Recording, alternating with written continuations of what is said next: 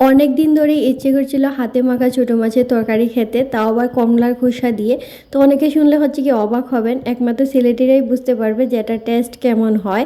তো আজকে অনেক দিন পরে হচ্ছে গিয়ে বাড়িতে অল্প একটু ছোটো মাছ আনা হয়েছে। আমাদের বাড়িতে ছোটো মাছটা একটু কম আনা হয়, যেহেতু আমার ভাই খায় না, এই জন্য হচ্ছে গিয়ে ও খুব একটা আনে না। মাঝে মধ্যে হচ্ছে গিয়ে বাড়িতে নিয়ে আসলে আম্মা হচ্ছে গিয়ে অল্প একটু রাখেন, তখন হচ্ছে গিয়ে এই হাতে মাখা তরকারিটা রান্না করি।